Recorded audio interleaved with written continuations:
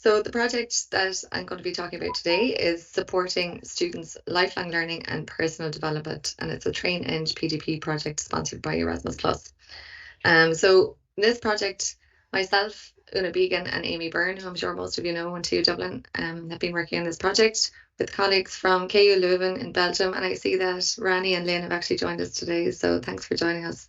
And we also have a partner in Finland, Joanna, in LUT in Finland. So it's a nice international project.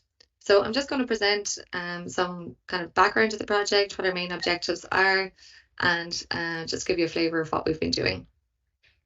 So the three primary objectives of the project are to engage and motivate engineering students in their personal development processes, motivate and train lecturers as well so that they can support the students in developing their personal development processes, and also increase awareness in general about the lifelong learning competencies that are needed in engineering education and practice. So where you see LLL, they're lifelong learning competencies that we're talking about. So of course, any research project starts off the literature review. So we started one of the really, I suppose, critical papers in lifelong learning and engineering is the ACEE paper, which is a nice paper which reviews all the professional competencies required in engineering. So they're grouped into three main categories: intrapersonal competencies, engineering competencies, and they're the technical competencies, and also interpersonal competencies. So the intra are to do with the person themselves, the student themselves. The engineering competencies, of course, are the technical ones. And interpersonal then are about your teamwork. How do you communicate with other people? So of all of these, lifelong learning is mentioned in here in the top left corner under intrapersonal competencies. And what they have described lifelong learning competencies as are a demonstration of curiosity and a persistent desire for continuous learning. And I hope maybe that's how you would kind of imagine lifelong learning to be as well. It's someone who's interested in learning throughout their career and always, never stops learning, always wants to find out new things or wants to improve. So that's kind of what we mean with this. That's what we get from this definition as well. And under this definition, we have three categories. So we've knowledge, skills, and attitudes. So do they have the knowledge? Have they the skills to progress? And also, what's their attitude? Are they curious? Are they motivated? So that encompasses a broad range of skills, really. Going a little bit further and diving a little bit deeper into this, we use the Cruise review paper then to look at, look at these skills in a bit more detail and identify some of the main lifelong learning skills that are used in the literature. So if you look at the table on the right hand side here, you can see that this review paper actually went through a vast amount of papers, I think well over 100 in the literature, assessed what lifelong learning criteria that they were studying in their papers and grouped them all together and categorized them. So where you see n is equal to 17, 16, 5, whatever it is, that's how many papers they found where self-reflection or self-monitoring criteria were reviewed. So we took a look at all of these different lifelong learning competencies and decided to focus on the top 5. So the 5 most common that were seen in the literature, they're the ones that we chose to pursue in our project or to review in our project. So these are skills of self-reflection, self-monitoring, locating and scrutinizing information. So can the person find and research information and critically analyze it? Your willingness and motivation, curiosity to learn. So again, that's one of the attitudes. Is someone curious? Are they willing to learn? And also create a learning plan. So that can you prepare your own personal development plan to improve or progress or develop the skills that you might need in your professional career? So we took these competencies that we found and then reviewed all the learning outcomes in our undergraduate and master's programs in the 3 universities. So in TU Dublin, KU Leuven in Belgium, and LUT in Finland.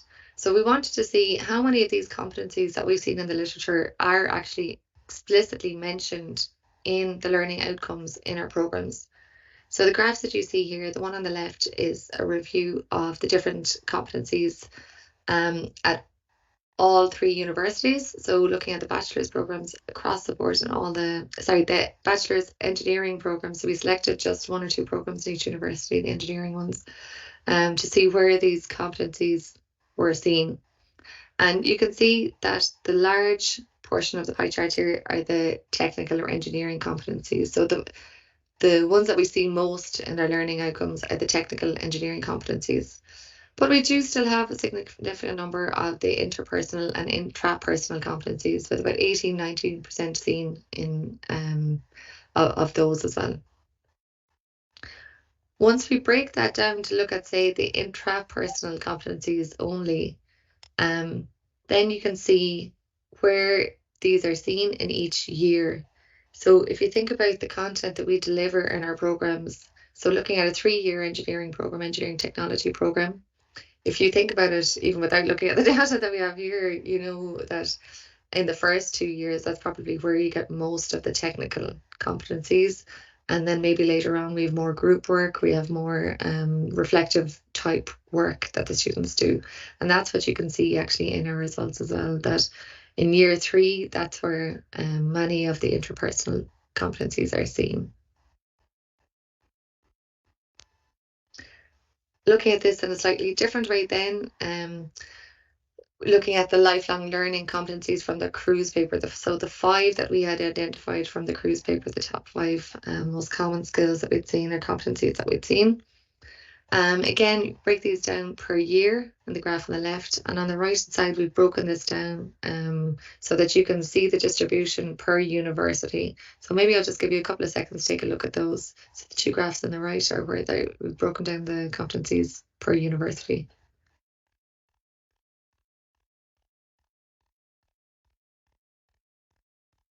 So you can see that the distributions are slightly different depending on each university. So just a little bit of focus on the language we use then. So the personal development process, or PDP. So most of you are probably familiar with having done a PDP maybe in your own careers at some stage, or an APR maybe as we call it now. But for your PDP, when we talk about personal development, what we mean is developing as a person. And this can be both formal or informal training. It might be knowingly or unknowingly. So maybe you might be developing skills through your studies or on the job without, particularly focusing on it. Or it might be systematic or unsystematic. The personal development process then is kind of linking your personal development to your plan. So what is your personal development plan? It's a tool used in education or the workplace to plan and document your learning. And the process you might use then might follow these steps here at the bottom. So you might identify what skills you need to develop, might prepare a learning plan, and you might act on it, might monitor your learning, see how you're progressing, and reflect, okay, did I improve where I wanted to improve? Have I reached my learning goals for this particular case?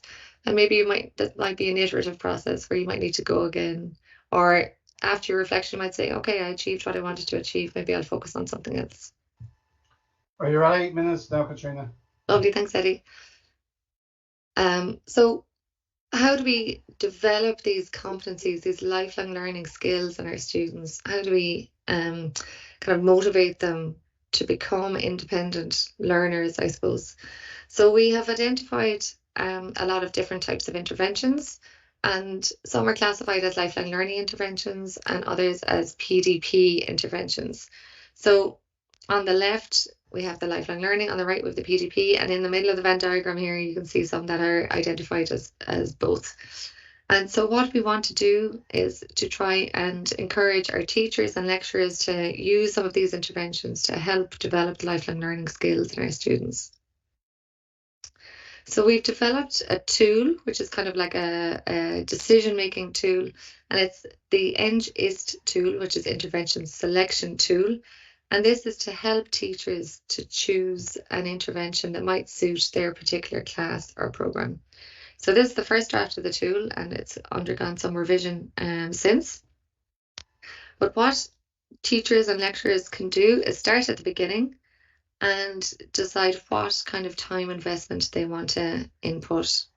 So if they would like maybe a once-off investment, then they can follow the flow chart down to the bottom to select the intervention that might suit them. Or if they'd like more investment than that, they can follow the different options to find the best interventions that suit what they want to do.